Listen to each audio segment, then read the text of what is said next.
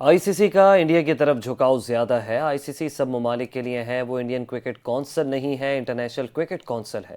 سابق کپتان قومی کرکٹ ٹیم شاہد آفریدی کی میڈیا سے گفتگو کہا کہ بھارت ٹیم نہ بھیجنے کا بنگلہ دیش کرکٹ بورڈ کا فیصلہ جائز ہے۔ آئی سی سی کو اب فیصلہ کرنا چاہیے کہ بنگلہ دیش کے میچز منتقل کرنے، اور سابق کپتان نے یہ بھی کہا کہ کرکٹرز ایک دوسرے کے ساتھ کھیلنا چاہتے ہیں، ہر ملک چاہتا ہے کہ اس کے ملک میں کرکٹ ہو۔ چیئرمین آئی سی سی کے اوپر اب پریشر ہے، جے شاہ کرکٹ کو پروموٹ کرنا چاہتا ہے، لیکن مودی کی طرف سے گرین سگنل نہیں ملتا۔ آئی سی سی کو اب کوئی فیصلہ لینا ہوگا۔ چین نے امریکہ سے وینزویلا کے صدر نکولس مادورو اور ان کی اہلیہ کو فوری طور پر رہا کرنے کا مطالبہ کر دیا ہے۔ کہا امریکہ وینزویلا کی حکومت کو غیر مستحکم کرنے کی کوششیں بند کرے۔ چینی وزارت خارجہ نے ایک بیان میں کہا کہ امریکہ کا وینزویلا پر حملہ بین الاقوامی قوانین کی خلاف ورزی ہے۔ امریکہ کی جانب سے طاقت کے زور پر وینزویلا کے صدر اور ان کی بیوی کو پکڑنے اور ملک سے باہر لے جانے پر گہری تشویش ہے۔ چینی وزارت خارجہ کی جانب سے جاری بیان میں کہا گیا ہے کہ امریکہ صدر نکولس مادورو اور ان کی اہلیہ کو فوری رہا کرے اور مسئلے کو بات چیت کے ذریعے حل کیا جائے۔ نائب وزیر اعظم اسحاق ڈار کے دورہ بیجنگ کے دوران دونوں ممالک نے پاک چین اقتصادی راہداری سمیت مختلف شعبوں میں تعاون کو نئی جہت دینے پر اتفاق کر لیا۔ اسحاق ڈار اور چینی وزیر خارجہ وانگ ای کی ملاقات ترجمان دفتر خارجہ کے مطابق بیجنگ میں پاک چین وزراء خارجہ کے اسٹریٹجک ڈائیلاگ کا 7واں دور ہوا، جس میں پاکستان اور چین کے درمیان تعلقات کے تمام پہلوؤں کا جائزہ لیا گیا۔ اسٹریٹجک ڈائیلاگ میں علاقائی عالمی سطح پر اہم امور پر تبادلہ خیال ہوا۔ سی پیک، تجارت، کثیر الجہتی تعاون سمیت مختلف شعبوں میں تعاون پر گفتگو ہوئی۔ فریقین نے پاک چین دوستی خطے اور دونوں ممالک میں امن، استحکام، خوشحالی کے لیے ناگزیر قرار دی۔ اس کے علاوہ سفارتی تعلقات کے قیام کی 75ویں سالگرہ کو بامقصد اور شایان شان انداز میں منانے پر بھی اتفاق کیا گیا۔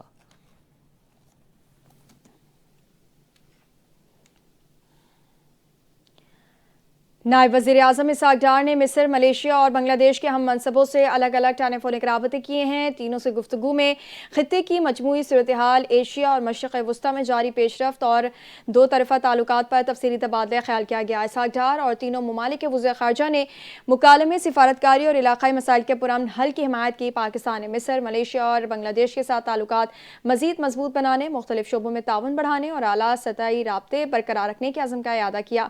تمام فریقین نے علاقائی امور پر مشاورت اور روابط جاری رکھنے پر اتفاق کیا۔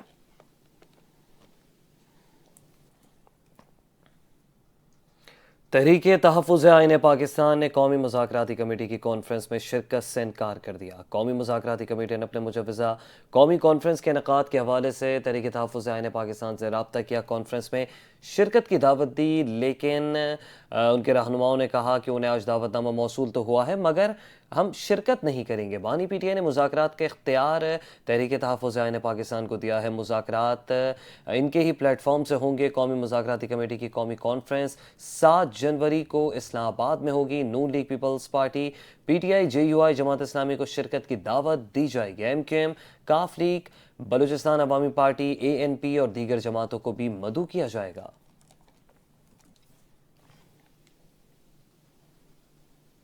وزیر اعلیٰ خیبر پختونخوا سہیل آفریدی کی پنجاب اسمبلی آمد کے موقع پر ہنگامہ آرائی کی تحقیقاتی رپورٹ مرتب کر لی گئی ہے۔ رپورٹ آئی جی پنجاب کو بھجوانے کا فیصلہ کیا گیا ہے۔ رپورٹ کے ہمراہ ضروری دستاویزات اور ثبوت بھی آئی جی پنجاب کو بھجوائے جائیں گے۔ رپورٹ میں ہلڑ بازی کرنے والوں کی ویڈیوز کے ذریعے شناخت مکمل کر لی گئی ہے۔ اسمبلی ملازمین اور عینی شاہدین کے بیانات بھی ریکارڈ کر لیے گئے۔ رپورٹ کے مطابق غیر متعلقہ اور سزا یافتہ افراد وزیر اعلیٰ کے پی کے ہمراہ اسمبلی میں داخل ہوئے۔ سیکیورٹی ملازمین کو دھکے دیے گئے۔ تحقیقاتی رپورٹ میں ملوث افراد کے خلاف قانونی کارروائی کی سفارش کی جائے گی۔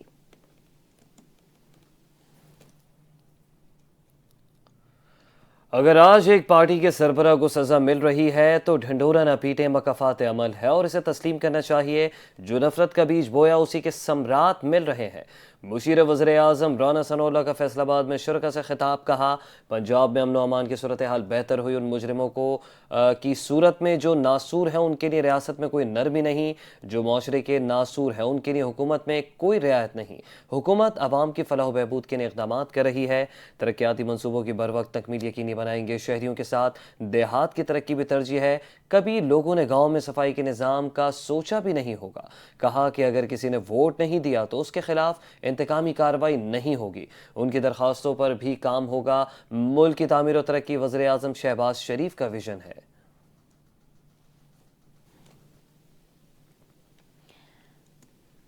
वफाकी वज़ीर दाखिला मोहसिन नकवी ने मनी लॉन्ड्रिंग में मुलव्वस माफिया के खिलाफ भरपूर क्रैकडाउन का हुक्म दे दिया।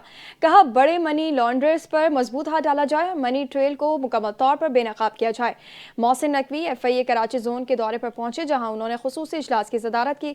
इजलास में FIA कराची जोन और साउथ जोन की कारकर्दगी का तफसीली जायजा लिया गया। वज़ीर दाखिला मोहसिन नकवी का कहना था हवाला हुंडी कारोबार किसी सूरत बर्दाश्त नहीं किया जाएगा और बिला इम्तियाज कार्रवाई नजर आनी चाहिए। मासूम लोगों को मुलाजमत का झांसा देकर बैरून मुल्क भिजवाने वाले अनासिर किसी रियायत के मुस्तहिक नहीं।